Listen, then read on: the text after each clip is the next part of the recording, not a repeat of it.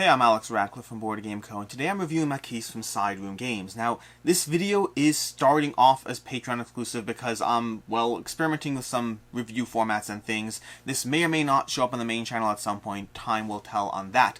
But let's go ahead and jump into it. Timestamps down below as usual. And starting off with a brief overview, not full rules of the game. Maquis is a game where you're trying to complete 2 missions before you, well, either run out of time, or your morale drops to 0, or all your workers are gone. You're basically in a resistance-themed game in, I assume, World War II, but one of the World Wars in some sense.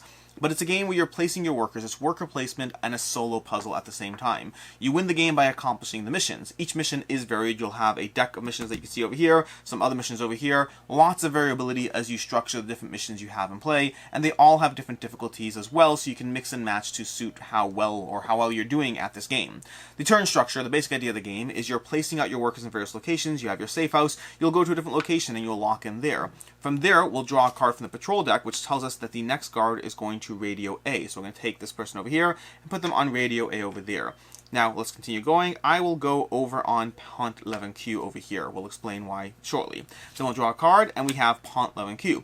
So, since Pont 11Q is occupied, they'll go to the black market. We'll move that token over there. They now go to the black market, and then we'll place out our person, and let's go ahead to the doctor. So we have a clear pathway back. From there, we'll put the last person, and that person is going to go on the fence. In general, the number of police that go out every single round are equal either to how low your morale is, or how many people you're putting out, the greater of those two numbers. From there, at the end of the round, we'll go ahead and take the tokens we've earned. So the grocer and the doctor will give us a food and a medicine, and then we have to trace a pathway back to the safe house without running into any police along the way. That's the basic idea of the game. You're placing out your workers, trying to be mindful of the fact that police are going to be generating different areas, and then trying to decide when and where to push your luck as you figure out both what you need, what goals you're trying to work towards, because every mission is going to be a little different.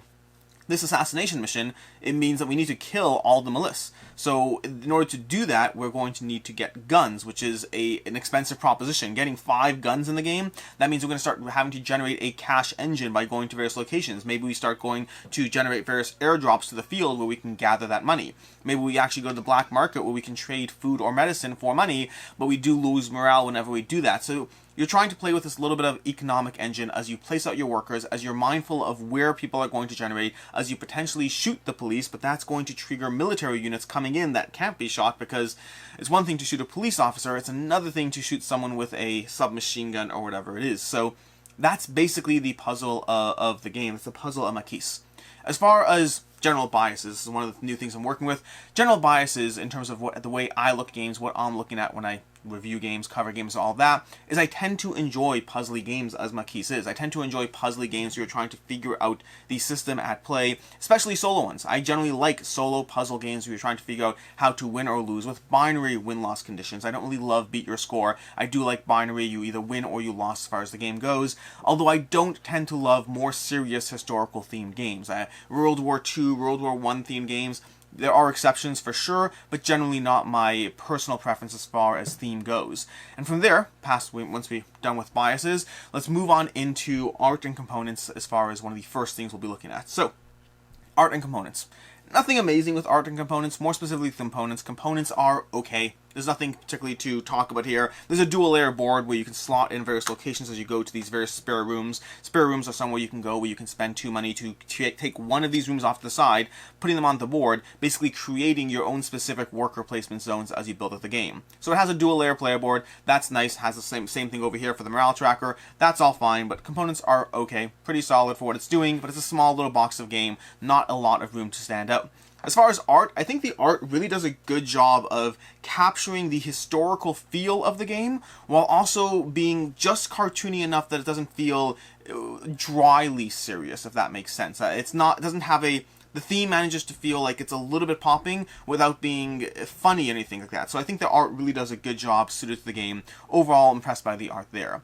The ease of play. This is a game that's easy to teach, easy to play. This is a game that the rulebook is a handful of pages long, not a lot to go through, a little bit of notes on the difficulty mode, things you can do to scale the game, but basically the sequence is very easy to run through. It's an easy game to play, it's an easy game to teach. It plays in around 15-20 minutes. It's a small box, easy to set up, easy to tear down, very accessible as far as the ease of play goes. Again, both learning, setup time, transport, all those things, very easy to jump into this game. As far as player player count, it's a one-player game. You could play it with somebody else and make decisions together, but it's a one-player game. This is primarily suited for one person. If you're playing with another person and making decisions together, you can do that. It's not that different than a cooperative experience, but you don't have your own characters or special ability or something that would make it feel like there's two players at the table. It's basically going to be multiple players making decisions together. I'd recommend this one as a solo experience, and if you like that kind of thing as a two-player or more experience, then great, but not really where the game is suited for.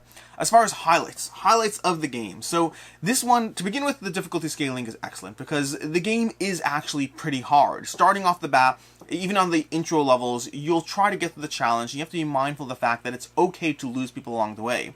Your workers, as the game progresses, you will lose some of them to the various police. Whether you get cut off from retreating to the safe house, whether eventually they actually land on your spot, because the way these cards work is once they go through the entire locations, if they're all occupied, then they try to arrest somebody. So you're trying to play this little bit of a balance of a game. You will lose people along the way, but you can still win even if you do. It's not the end of the world to lose a worker.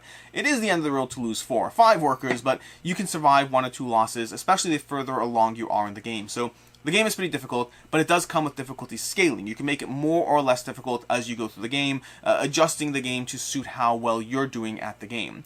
And the push your luck mechanism is a little bit interesting. When you saw me go to Pont-l'Évêque over there, that location won't give me anything.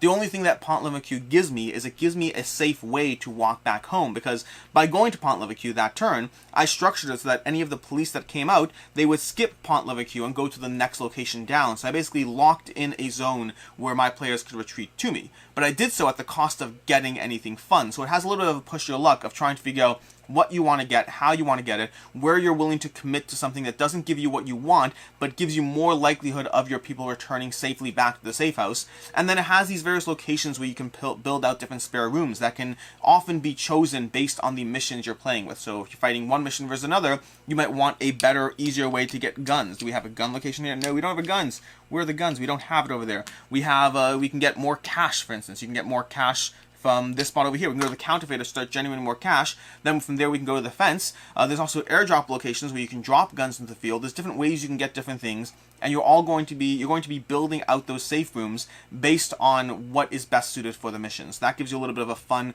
variability to the game state and when you're playing the game. And there's multiple pathways to victory in general. It's often a choice of how much you want to push yourself one way or the other, how much you want to rely on the spaces on the board, how much you need specific spare rooms, how much you're trying to get 5 workers on the board so that you can try to aggressively have as many people as possible. But the more workers on the board, the more likely that there's going to be police on the board, and those police are going to get in your way as well at the same time. Or perhaps you try to raise morale to the maximum amount and just have 2 or 3 workers, and then there's fewer interactions on the board, but you have to be mindful of the time track, because as time goes on, morale will weaken. So there's often a choice as far as how you want to approach the game. As far as nitpicks is going to be the category of things that are complaints but didn't meaningfully detract from my experience. To begin with, really in the nitpick category, we have this track being covered. We have the morale track being covered by this icon, which means you frequently have to be looking at how many guards are actually generating, because the amount of guards that generate are being covered by the token there. So small little nitpick, it's easy enough to check, but it just a little bit gets in the way of actually seeing what's going on there. And then secondly, it does devolve into a bit of perfect play as you go through the game, meaning Maquis is a game where the primary strategy comes through knowing where to place your workers and then managing the push your luck aspect, managing where to place your workers and whether you try to lock in pathways home or whatnot. At a certain point, Maquis can devolve into perfect play and push your luck, meaning at a certain point, you'll just be playing optimally. There's only so much strategy you can really have in the game. At a certain point, you know what's going on, and then it's not a question of anything other than deciding when and where to push your luck, and then whether you get hit by that luck. So I can see this game eventually playing itself out as you get better and better at the game. Again, not really a concern for me because for right now, I'm still very much enjoying the puzzle, and that likely is many, many plays away. As far as meaningful critiques, things that actually took away from the experience, that take it down a notch as far as how much I enjoy the game, it's going to come down to how much the luck can screw with you. You see, you can make decisions around pushing your luck or not. You can choose to go to the doctor and then, a guard goes ahead to Pont-l'Évêque and you get arrested on the way out. That's fine. That's part of the push your luck aspect. But then, the end of the day, some of these cards will just hit you with bad luck. Sometimes all 3 locations will be taken and one of your people will be arrested, and there's nothing you can do about it. It's just the nature of the game. The game does provide a certain amount of strategy, a certain amount of push your luck, and then a healthy dose of bad luck at the same time. And then it's a question of where that bad luck hits you, or more specifically, when that bad luck hits you. See, speaking for myself, I handle this one of 3 ways. When the bad luck hits me early in Maquis, I chalk it up as a loss, I pull out my little app, I write down, great, I lost the game, and then I reset and start again. I'm not interested in getting hit by bad luck in the first few turns and having to deal with that the rest of the game, because it doesn't feel like I played poorly, it feels like I just got unlucky.